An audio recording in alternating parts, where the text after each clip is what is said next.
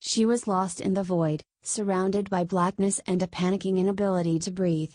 Everything was cold and indefinable. Nothing could be seen or felt, as she swung her fingers around the darkness.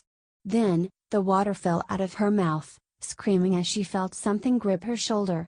She shook it off, realizing that she was underwater, and kicked upward towards the surface of the river. "Jomai!" she screamed, breaking into the cold, foggy night's air.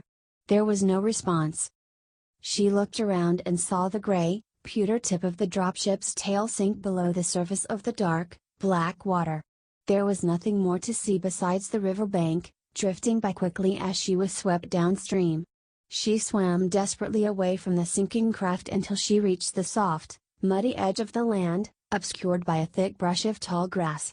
With fists of mud, she pulled herself out of the cold, rushing water and crawled forward until the ground was no longer gushing with water beneath as she pressed each elbow into it. "Yug!"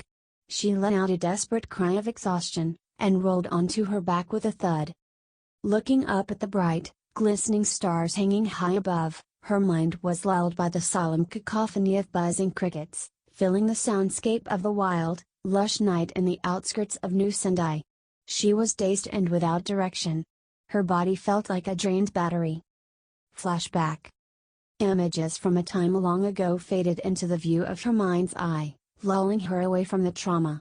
She fell out of her body and found herself, as the inertia pulled her towards a distant memory. Hovering over the image of a little girl, herself, laying on a tattered quilt, she observed her own recollection. While others played nearby, catching fireflies in the darkness of the night, she was laying on her back, gazing aimlessly above.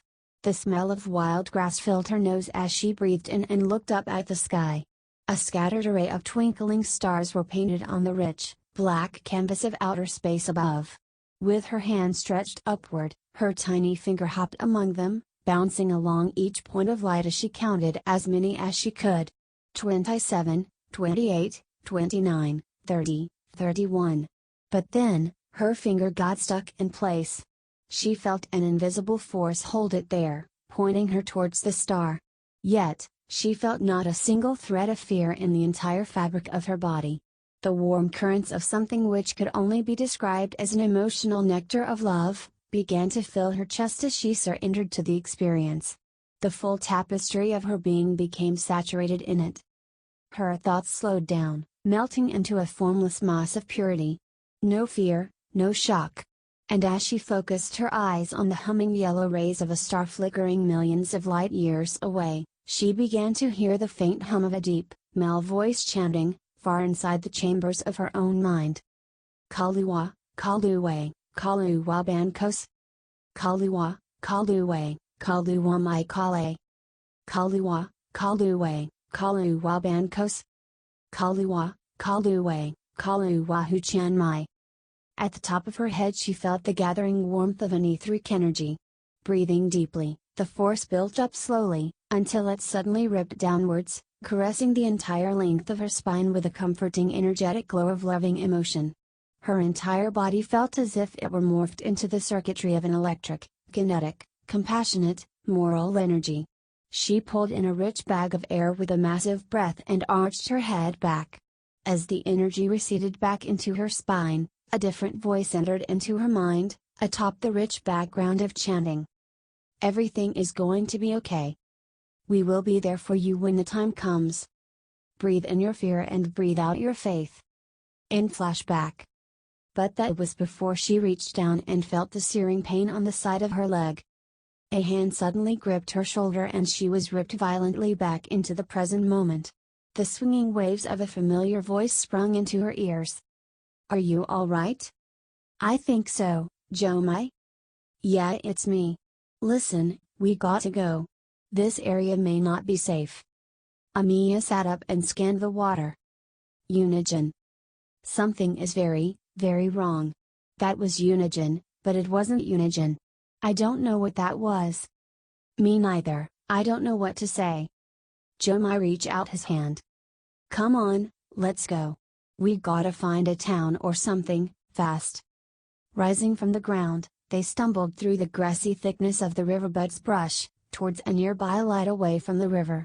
It hung from atop an aluminum pole, a lonely street light among the desolate expanse of rural fields.